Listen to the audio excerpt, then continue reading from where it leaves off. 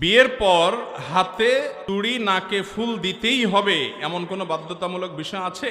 আমি যদি দেনমোহর পরিশোধ করতে ব্যর্থ হই, মারা যাওয়ার পর আমার কি হবে? বিয়েতে গেটের মাধ্যমে টেবিলে টাকা তোলার কারণে অনেকে বিয়েতে আসে না, এটা কি জুলুম? এর প্রতিকার কি? ভাই, বিয়ে শাদিতে একটু আধটু রসিকতা বা মজা করা যাবে, সহনীয় পর্যায়ে রসিকতা মজা করা যাবে। নবী করিম সাল্লাল্লাহু আলাইহি ওয়াসাল্লাম বিয়েতে ছোট বাচ্চারা দব বাজাইতে, দব দব বুঝেন, মানে ঢোলের মতোই, এক পাশে বন্ধ আছে, ধরেন ওই যে আপনার চামড়ার কিছু দিয়ে, আর আরেক পাশ খোলা, এটা বাজায়া মেয়েরা, ছোট বাচ্চা মেয়েরা খালি গলায় তারা গান গাবে, দব বাজাবে, একটু মজা করবে। নবী করিম সাল্লাল্লাহু আলাইহি ওয়াসাল্লাম এর পারমিশন দিয়েছেন। বিয়েতে একটু আঞ্চলিক যে আপনার কি বলে রসিকতা আছে, এগুলো সহনীয় পর্যায়ে করা যাবে, কিন্তু অসহনীয় পর্যায়ে করা যাবে না।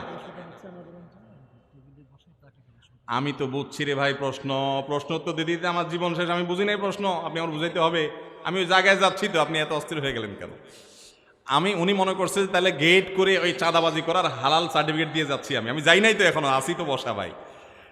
আমি বলছি যে সহনীয় পর্যায়ে রসিকতা জায়েজ আছে। সহনীয় পর্যায়ে কোনটা? শালি দুলাভাইয়ের কাছে, বা শালি বলতে পার ছোট শালি, কিন্তু আবার বড় বড় শালি হলে তো পর্দার বিধান হয়ে যাবে।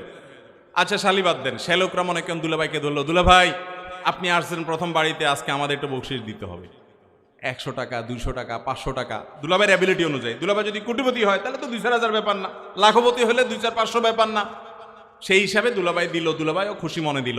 এটা হলো সহনীয় পর্যায়ে, এতটুকু রসিকতা হতে পারে। কিন্তু আমাদের দেশে যেটা হয় ম্যাক্সিমাম অঞ্চলে, শুধু আপনাদের এলাকায় কেন, সব এলাকাতেই হয়, সেটা কি? গেটে জামাইকে আটকায়া এরপরে বলতেছে চান্দু টাকা দাও, তারপরে সামনে আগাও। কত টাকা? 10,000, 20,000, 30,000, 50,000, এরকম হাঁকে। তো এইটা তো পুরাই চাঁদাবাজি। এটা চাঁদাবাজি হওয়ার ব্যাপারে কোনো সন্দেহ, বিশেষ করে মধ্যম আয়ের মানুষই বেশিরভাগ দেশে। এই মধ্যম আয়ের মানুষের কাছে 10,000, 20,000, 30,000, আরে বেচারা বইয়ের মোহরটা পর্যন্ত দিতে পারতেছে না, বোর কাছে বাসরাতে যে মাপ চাওয়ার প্ল্যান প্রোগ্রাম করতেছে, আর তুমি গেট ধরে 10,000 টাকা চাচ্ছ। এর চাইতে বড় অবিচার কি আছে? ভাইরা আমার, আমরা অনেক সময় রসিকতা করে জুলুম করি, এটা জানি না। মনে রাখবেন যে বর পক্ষের কাছ থেকে এইভাবে তাদেরকে ফান্দে ফেলে টাকা আদায় করো, এমন যদি কনে পক্ষের থেকেও হয়, তাহলে এটা সম্পূর্ণ হারাম এবং নাজায়েজ। নবী সাল্লাল্লাহু আলাইহি ওয়াসাল্লাম বলেছেন, লা ইয়াহিল্লু মাল ইমরুইন মুসলিমিন ইল্লা বিতিবি নফসি, কোন মুসলমানের টাকা আপনি তার মনের সন্তুষ্টি ছাড়া তার কাছ থেকে আপনি নিতে পারবেন, যদি নেন তাহলে গুনাহ হবে এবং নাজায়েজ হবে। আমরা অনেক তরুণ ভাইরা, যুবকরা যৌবনের উচ্ছলতা অনেক কাজ করে ফেলি যেগুলো অন্যায় এবং হারাম, অবিচার। আমাদের বিবেক আমাদেরকে বলা উচিত যে আমি অন্যায় করতে পারি না। ওই যে সহনীয় পর্যায়ে 200, 1,000, 2,000 দাবি করলেন, উনিও খুশি হয়ে দিল, সেটা ভিন্ন কথা। অনেক সময় ওই জামাই দিতে বাধ্য হয়, বেচারা পকেটে না থাকলে আশেপাশে সবার পকেট কুড়ায় কাছায় দেয়, কারণ বিয়ে করতে আসছি ফেরত যাবে নাকি, তারপরও তাকে দিতে হয়। এরকম পরিবেশ তৈরি করে বাধ্য করে টাকা নেওয়া জুলুম এবং গুনাহ, এটা জায়েজ হবে না। আল্লাহ তাআলা আমাদেরকে বুঝার তৌফিক দান করুন। বিয়ের পর হাতে চুড়ি নাকে ফুল দিতেই হবে এমন কোনো বাধ্যতামূলক বিষয় আছে? না, এমন কোনো বাধ্যতামূলক বিষয় নাই যে মেয়েরা বিয়ের পরে হাতে চুড়ি পরতেই হবে, নাকে আপনার ফুল দিতেই হবে, এমন কোনো বাধ্যবাধকতা নাই। তবে হ্যাঁ, কোনো অঞ্চলের যদি আঞ্চলিক একটা কি বলে এটাকে সংস্কৃতি থাকে যে বিবাহিত মেয়েরা এগুলা করে, তাহলে সেটা গ্রহণযোগ্য হতে পারে, এবং সেটা তো আর হালাল হারামের বিষয় না, জায়েজ না জায়েজের বিষয় না, এটা আঞ্চলিক বিষয় হতে পারে যে এই অঞ্চলে বিবাহিত মেয়েরা এরকম করে আর অবিবাহিত মেয়েরা এরকম করে না, এরকম কোনো আঞ্চলিক বিশেষ কোনো আইডেন্টিফিকেশন থাকতে পারে বা পার্থক্য থাকতে পারে। কিন্তু কোনো অবস্থাতে আপনার ইসলামের দৃষ্টিতে বিবাহিত মেয়েদের জন্য এগুলো পরা আবশ্যক। অনেক এলাকায় একটা কথা প্রচলিত আছে, সেটা হলো বিবাহিত মেয়েরা যদি নাকফুল খুলে ফেলে তাহলে স্বামীর কপালে দুর্গতি আছে, স্বামীর কোনো বিপদ হয়, স্বামী মারা যায়, এরকম কথা অনেক জায়গা আছে না? অনেক মহিলা নাকফুল খুলে ফেললে মুরব্বী মহিলারা ধমক দেয়, নাকফুল পর, স্বামীর ক্ষতি হবে। আমি বলি ভাই, এটা যে একটা ভিত্তিহীন কথা, এটা প্রমাণ হলো যে যদি এটা সত্য হতো তাহলে জামাই বউ ঝগড়া লাগলে, স্বামী স্ত্রীর মধ্যে ঝগড়া লাগলে, স্ত্রী নাকফুলটা খুলে বসতো, চান্দু এবার তোমার সোজা করে ফেলাবো, ঠিক না? তাহলে বোঝা গেল এটার কোনো ভিত্তি, এগুলো কুসংস্কার, নিছক কুসংস্কার।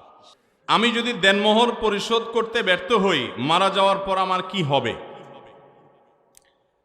স্ত্রীর দেনমোহর পরিশোধ করা এটা স্বামীর উপরে কর্তব্য। এটা স্বামীর উপরে কি ভাই? আমরা মেয়েদেরকে যে কতভাবে ঠগাই আল্লাহ, আবার মুসলমান দাবি করে নিজেদেরকে। আচ্ছা দেখি, বুকে হাত দিয়া হাত তোলেন তো সে সকল বীর পুরুষেরা যারা বিয়ের পর, বিয়ের সময় বইয়ের যে মোহর ধার্য করা হয়েছে এটা পাই পাই করে পুরোটা বুঝাই দিয়েছেন তারা। হাত তোলেন তো দেখি। ক্যামেরাম্যান ভাইরা একটু তোমরা একটা ফুটেজ নিতে পারতা।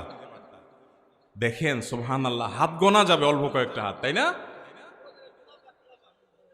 না না, আপনি এটা বললে আমি মানবো না তো। আর বাকি সব পোলাপান এখানে সব আবিয়াইতা? আরে না, বহু বিবাহিত মানুষ আছে, আমি তো চেহারা দেখতেছি এখানে। আচ্ছা, আলহামদুলিল্লাহ, আমি খুব শুকর আদায় করে বলতে পারি, আমার যখন 2800 টাকা বেতনের আপনার মসজিদ মাদ্রাসা শিক্ষকতা আর 10,000 টাকা বেতনের মসজিদের চাকরি ছিল, তখনই আমার স্ত্রীর মহরের টাকা আমি পরিপূর্ণভাবে শোধ করে দিয়েছি।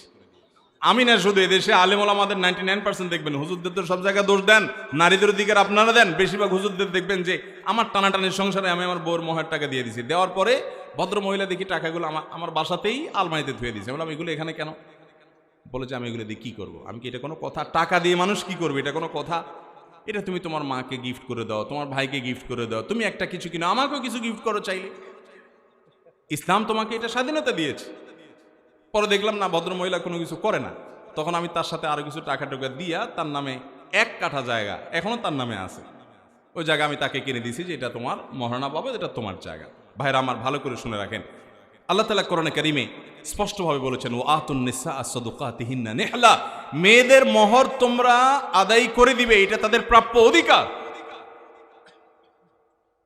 আমি প্রায় সময় বলার চেষ্টা করি, এই দেশে এমন এক চিটারি হয় এই জায়গাটাতে, বাসর ঘরে ওই বেচারি ভদ্র মহিলাকে ফুসলায়া ফাসলায়া টাউট বাটপার স্বামী বলে কি, বলে যে দেখো এখন মহর তো মুরব্বীরা ধরছে 10 লাখ 1 টাকা, 5 লাখ 5 টাকা, আমি তো কয়দিন পরে ইটালি চলে যাচ্ছি, কত টাকা, কত 5 লাখ আসবে, সবই তো তোমার, এখন তুমি পারমিশন না দিলে তো আমি আগাইতে পারি না।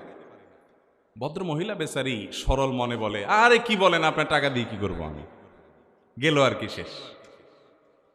এইভাবে মেয়েদেরকে আমরা ঠকাই কি ঠকাই না?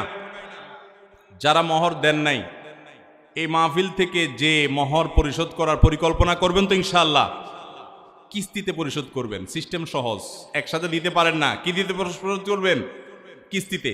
ছোট্ট একটা নোটবুক দিয়া ভদ্র মহিলার কাছে দিবেন, বলবেন টাকা দিলে লেখা লেখা রাখবা, ওই দোকানদারের টাকা যেরকম শোধ করেন এরকম শোধ করবেন। সিরিয়াসলি বলতেছি, চেষ্টা করবেন না ইনশাআল্লাহ? সবাই স্ত্রীর মহারণা পরিশোধ করবেন তো?